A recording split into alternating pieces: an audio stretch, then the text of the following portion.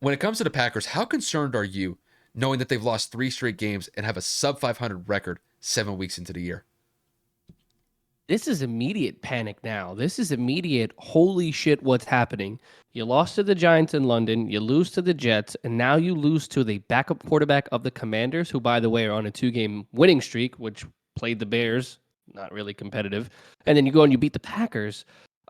This says a lot about, this team turning it around. And by turning around, I'm talking about the Commanders side. But from a Green Bay perspective, what the hell's happening? This is just a complete embarrassment. And if you're looking at the scores, obviously you know for a fact that the Packers went out and they lost to the Commanders this week, 23-21. You lose to the Jets at home, 27-10. You lose in London to the Giants, 27-22. And it just looks like low key, maybe the offensive line isn't keeping Aaron Rodgers protected. I know he was only sacked once, but Aaron Rodgers had 2 fumbles today. I know that he fumbled against the Giants, he fumbled against the Jets. Like, it looks like he just isn't able to protect the football in critical moments. And I'm looking at Matt LaFleur and how they coach this offense. How is it that Aaron Jones and A.J. Dillon only had 12 carries? In the first half, the score was 14-10 Packers going into halftime. How do you just abandon the run game completely?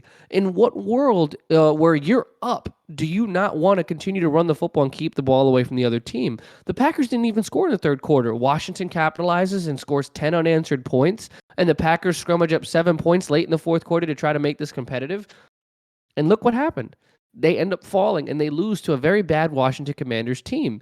I'm not understanding how Aaron Rodgers is doing what he's doing or keeping this team afloat, or should I say even relevant, because outside of the Jets game, they've been in pretty much every game. But Kyle has already alluded to it. Aaron Jones is the leading receiver of this team with 9 catches, 10 targets. That's their running back. He has no faith in this receiving core outside of Allen Lazard. Sammy Watkins been hurt, Robert Tunyon's been inconsistent, and so on and so forth. This is the epitome of, I have no weapons, we're not running the football. The defense has been playing fine because obviously they hit Taylor Heineke 9 times.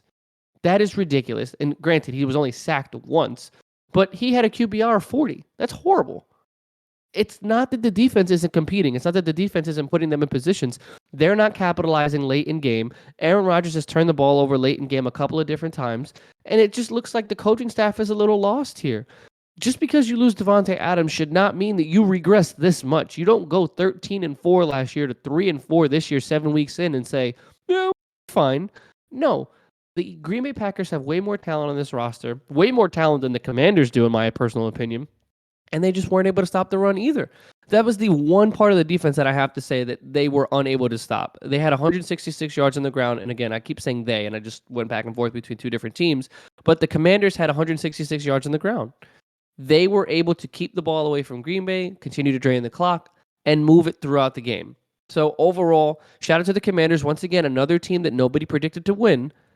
They get a dub on the road, at home, without their starting quarterback, and the Packers fall to 3-4. It's unbelievable. I think there's some legitimate concerns with the Packers at this point. And, before I go into the whole Packers diatribe here, like I said, or like you said, I should say, got to give a lot of respect to the Commanders. I don't think a lot of people were expecting the Commanders to get this dub, despite the fact that they were playing a backup quarterback in Taylor Heineke, but they did what they were supposed to do. And like you said, the Commanders won 2 straight games. They don't look like an absolute tire fire like they looked a couple of weeks ago when I know Carson's your boy, Carson was kind of not doing his thing. But I will say that the Commanders have stabilized, and I got to give them respect for that. But, put the Commanders to the side here. Let's talk about the Packers for a second. The one thing that really confuses me about the Packers is they actually usually start off pretty decently, but in the second half particularly, they struggle. And we could look back to the Giants game a couple of weeks ago in London. We could look back to the Commanders game that took place this past Sunday. And it's just they can't get into a rhythm in the second half. And I look at it as a specific point. They can't extend drives. They can't convert on third down. When I look at the third down efficiency rating when it comes to the Packers against the Commanders, they were 0 of 6 in that game. 0 of 6. You got to start somewhere when it comes to extending drives, and converting on third down is absolutely crucial. If you're not able to do that, you got to punt it back to the opposing team, and it puts your defense in a bind because it puts them on their heels. In some cases, they might be working with a limited field to cover, so the opposing team has more room to work with as far as being able to move not as far down the field to score points. And I just think that when it comes to the chemistry issues with the Packers specifically, this is a key point of emphasis here. A lot of younger receivers that Aaron Rodgers is not really accustomed to. And, like you said, Kevin, Devontae Adams is no longer there. It's just, I can't believe that the Packers offense has regressed to this point where they're just not scoring consistently. Granted, they did score 21 points, but it's like there's a lot of room for improvement here. There's a lot of room left to be desired when it comes to the Packers. And I understand that, there's turnover every year that a team has to go through, and the Packers are no exception. But man, in some of these games, they've been really close in these games. And some of these games, they could be dictated just by a few plays here and there. If they go in the Packers' favor, they might win some of these games. And in these 3 losses that they've had in a row, you could look back to just some individual plays. Like we have this one, it could change the entire complexion of the game and could end up being in a positive result as far as winning a game when it comes to the Packers.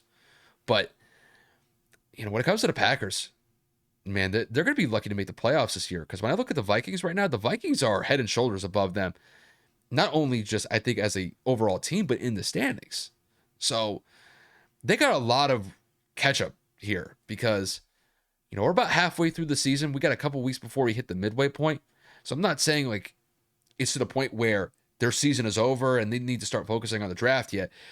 They got time to fix this.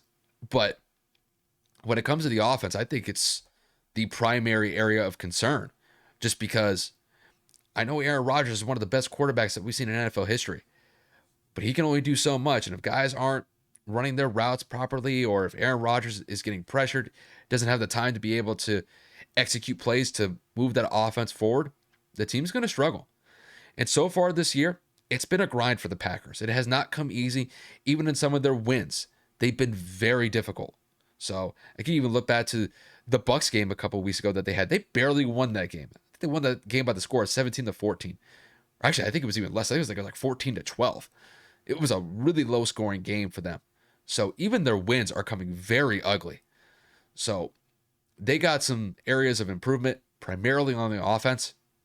And 7 weeks in, sitting at a 3-4 record, I wasn't really expecting them to be this inconsistent this early. I understand that they had some issues, but Packers are in some trouble here. So they've got some time to figure it out, but they got to get on their A game sooner rather than later, because if they continue to slip, the Vikings might own this division by like week 12 or week 13, the way that it's going.